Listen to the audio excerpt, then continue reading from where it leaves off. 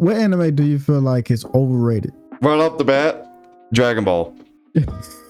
Why is that? Dragon Ball is extremely overrated because it's nowhere near the same level of hype as it used to be back in the Z days. Super was great and all, to an extent, besides making Goku really stupid. They broke the internet with Ultra Instinct when that came. And I understand that Dragon Ball is a world phenomenon and they have parades and all that. Even Mexico, if you know that Mexico has a holiday for Dragon Ball specifically. And I love Dragon Ball. And it's crazy, but Dragon Ball is extremely overrated nowadays. If you go back and watch Dragon Ball and then watch the new stuff now, it's you can tell it's from a whole different era altogether, and it's extremely overhyped nowadays, especially in the direction that they're trying to go with it. I love everything Dragon Ball. I'm not trying to talk down on Dragon Ball. I'm one that will sit there and tell you that there are fan-made manga of Dragon Ball that does Dragon Ball better than Dragon Ball itself. I would say Dragon Ball is overrated, especially if you compare to a lot of animes today and a lot of animes that was around this time when it first came out. I feel like the only thing's really holding it up is really the nostalgic and the lore of it, that they still haven't really followed a specific lore because it's coming out with different lores every 5 seconds. Yeah, well, there's two reasons I believe why Dragon Ball is still as extremely popular today as it was back then. The first reason is because of nostalgia. That's the first reason. Because of nostalgia, because of it blew up overnight, especially in the West. We all grew up on it. Not only that, the fights. There was just no other anime during that time that had fights like that. Even to this day, to a degree, to this day, it still has unique fights in it that other animes don't. Just nowhere, it doesn't hold that pedestal no more like it did back then, though, when it comes to the fights. And the second reason why it's still holding up is because of people like you and me. We got older and we had kids, and we are showing our kids Dragon Ball Z. Like, my son has watched all of Dragon Ball, all of Dragon Ball Z, and all of Dragon Ball Super. He knows all of it. And when my kids get older, I'm definitely going to show them everything. And see, they're gonna grow up with nostalgia, and it's gonna continue to keep growing big. I feel like with Dragon Ball, man, definitely with the fans, old and new, we got to band together, bro, to like get them to like really step up to the plate with these other animes coming out. Don't get me wrong, these other animes, some of them have a good story, some of them animation's not there or the lore's not there, but it's being so, okay, these animes going like 4 seasons now. 4 seasons, each season got 10 episodes. So it's like TikTok. You got a short span, attention span. With Dragon Ball, you have so many episodes and stuff. Like, I feel like it gotta bring it in. I think Dama did a good job with that, but at the same time, it's like they changed so much of it. And the old fans is like, what the hell?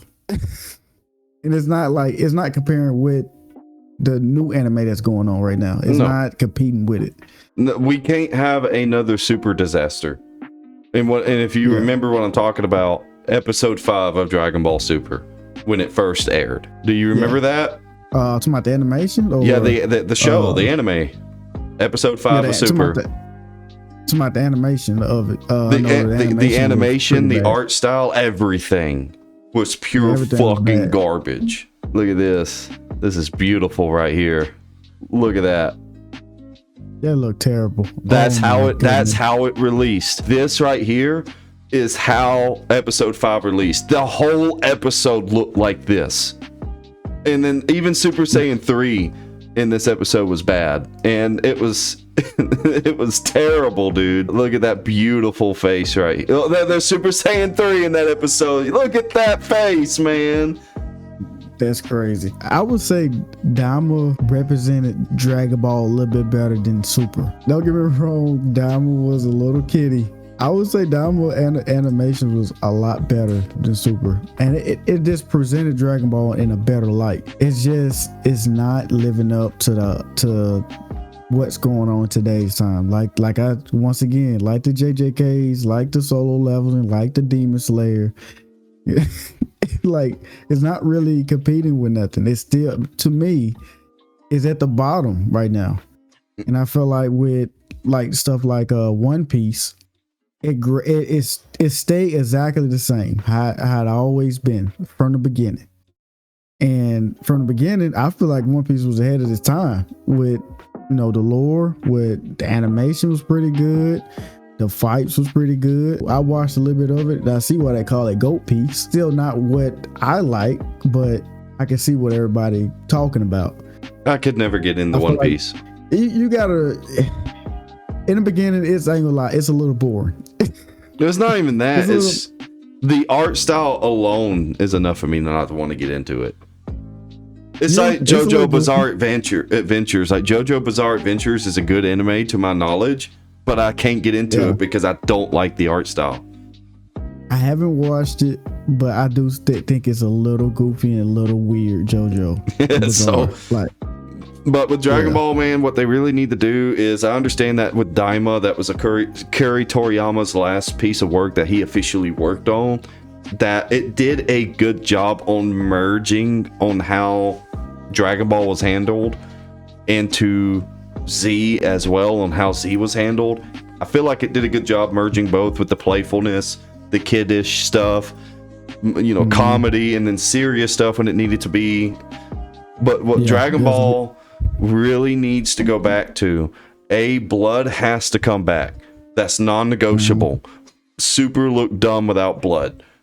Then as well, it needs to go back. They're full-grown adults and stuff like that. They have been for a very, very long time besides the new generation. It needs to be more emotional, more serious, and more backs against the wall type of situation.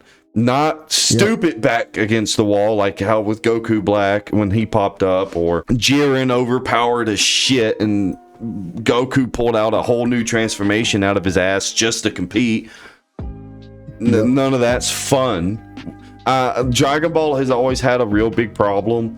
I would personally say after Cell. Cell, you could see the problem starting with the Android and Cell sagas. Frieza was perfect because with Dragon Ball, when you're watching the fight, half that fight is one-sided with the enemy beating the hero's ass. The other half is one-sided again with the hero beating the villain's ass, and it keeps going back and forth. They're just never even. It's always one more powerful than the other. But if you go back, watch Frieza versus Goku, man, they were neck and neck the whole fucking time. In the beginning, no, Frieza was on the ropes, and then when he went up to 100%, Goku could have still whooped his ass kind of easily, but that's not how it was portrayed. They were neck and neck, trading blows left and right, and the only reason why it really got to the point of Goku just ending it was because Frieza's 100% form was draining his stamina so fast, he was losing power, but Goku got the upper hand.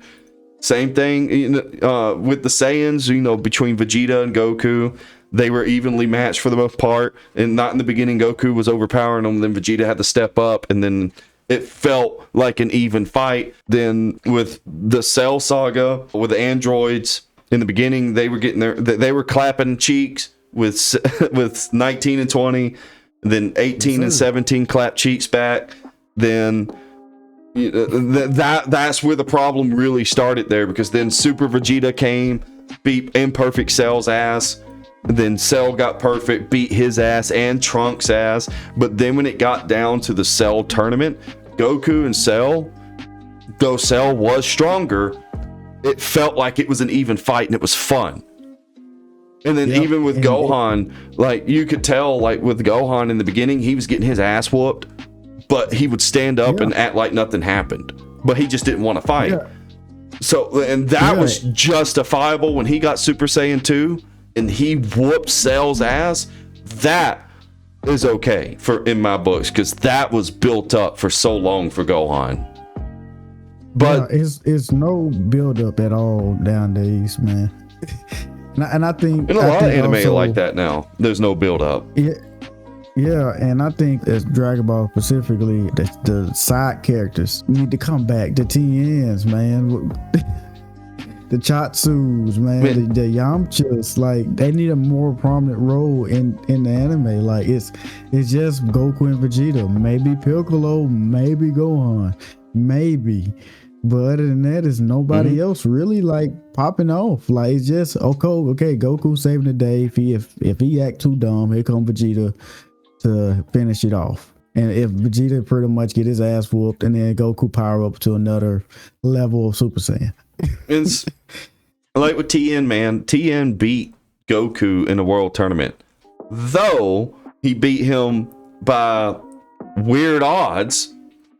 Yep. But I mean, TN was a formidable fighter. And then when King Piccolo came, TN didn't really do much against him. He didn't fight against Raditz. He didn't do shit against Nappa. And he didn't do nothing during the Frieza saga. He was dead.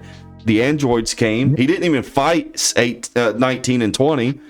And he went to go fight 18 to help back up Trunks and Vegeta, and then 17 came and back smacked the fuck out of him, and he was gone. And then he came and he became the GOAT for one part when he was holding down Imperfect Cell with his tri-beam and kept burying him in the ground so that 18 had time to run, and he did that. That was cool. But all these characters got so heavily downplayed, and Piccolo to me was the biggest disappointment, because we knew from OG Dragon Ball that him and Kami were once one, and once they fused, where's this badass that I was supposed to see?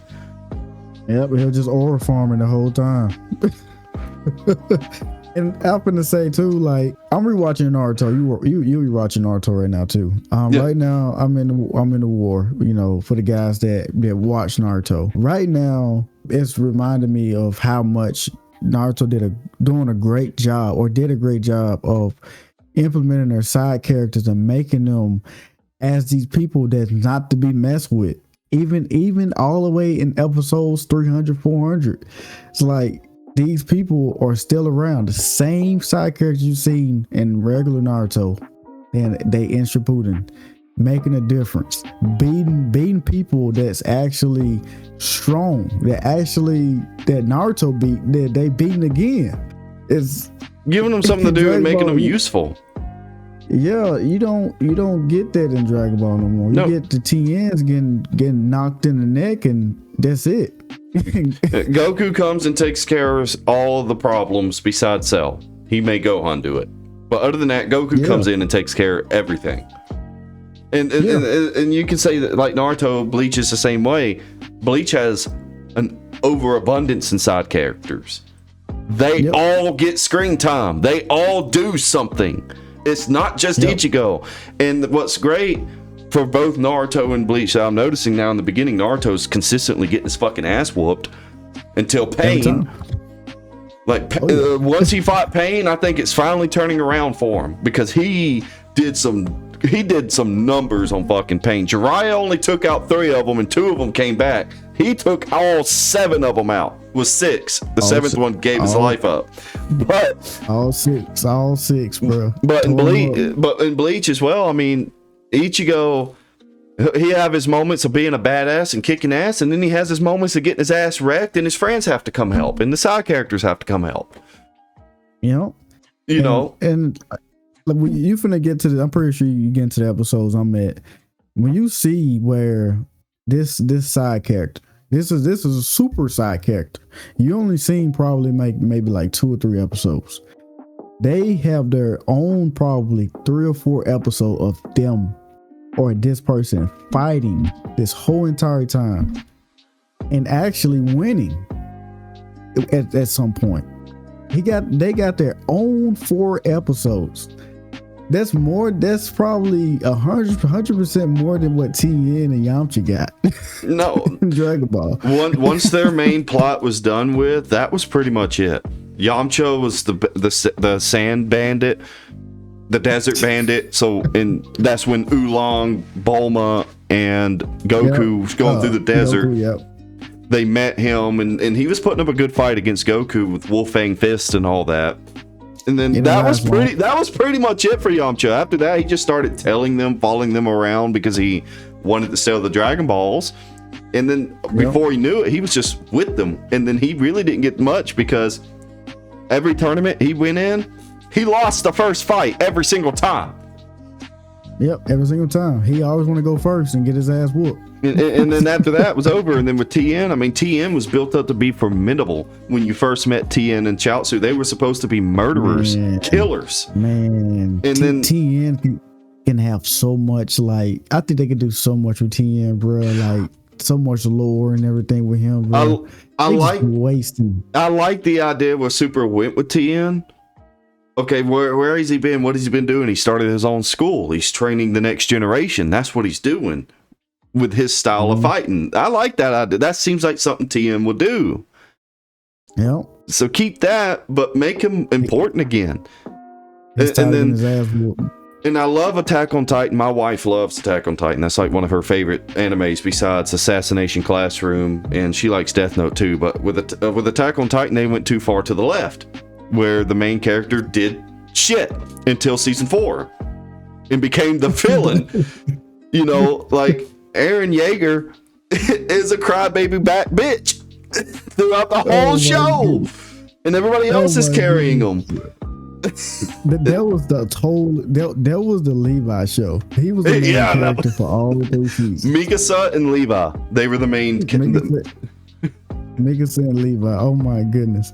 But I know we got to finish this off. I got the top 5 most overrated animes. Okay, I'm gonna start with 5. One Piece. Number 4, Demon Slayer. Number 3, Naruto. Number 2, Attack on Titan. And guess what number 1 is? Dragon Ball. A wild guess. No. Sword Art Online. Well, that's kind of hard to think about because I never hear anything about Sword Art Online news. Never. Like it died off back in the middle of 2010s. Yep, they say it's very overrated. And they went about that show all wrong. But we could talk about that for a hot minute. I'm very surprised about the Attack on Titan, Naruto, Demon Slayer. Well, One Piece. Demon Slayer, I can see that's on there because a lot of people say, of course. Demon Slayer is really good, but I can get behind it too. Yeah, the story's bland. Attack on Titan, I can't get behind Attack on Titan being on that list. I can't. Nah, I can't. Yeah, the main protagonist is a baby bat bitch, but the show, the story, the lore, everything about it, the mystery, it was done so well. It was like almost perfect the whole way through. Yeah, I would literally give it a 9.5.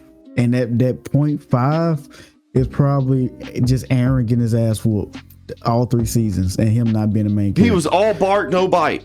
I mean, he tried to be the bite. Keyword, try. No. he was getting his ass bit.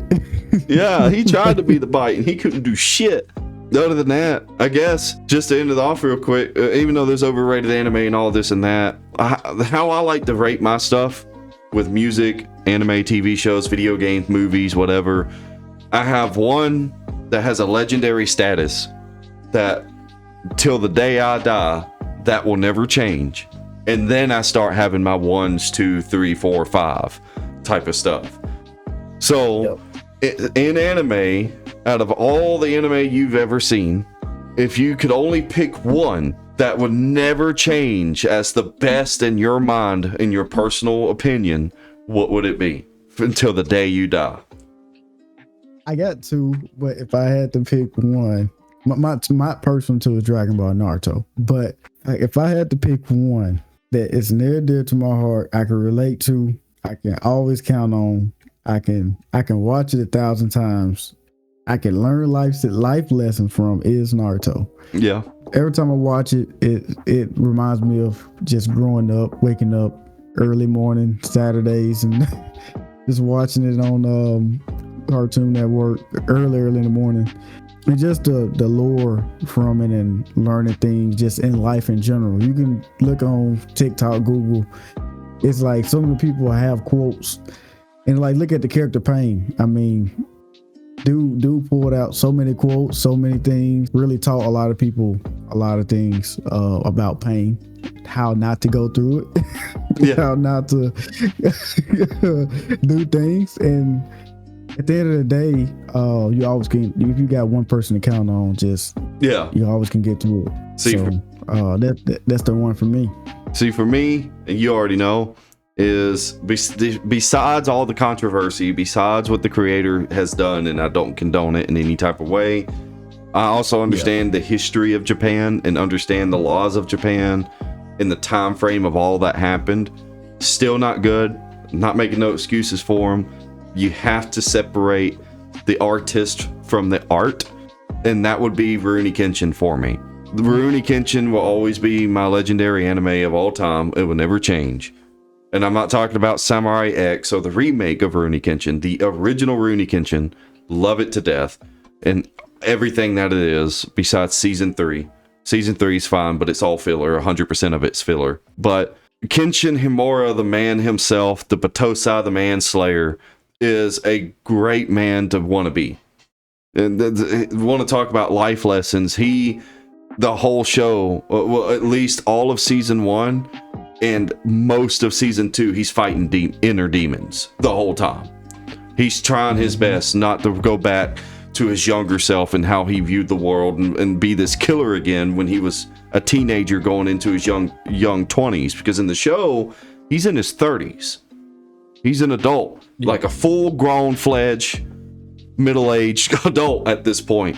And the whole show, for the most part, is really just him reflecting on what he's done in his past and what he can do now to atone for everything that he's done, being a better person, helping everybody he can, giving the shirt off his back to those who need it more than he do. It's just all around my favorite show of all time. I can always go back, and it's only 95 episodes long, 90 or 101 if you add the OVAs, which are also an English dub, which is Rurouni Kenshin, Trust and Betrayal, and Reflection.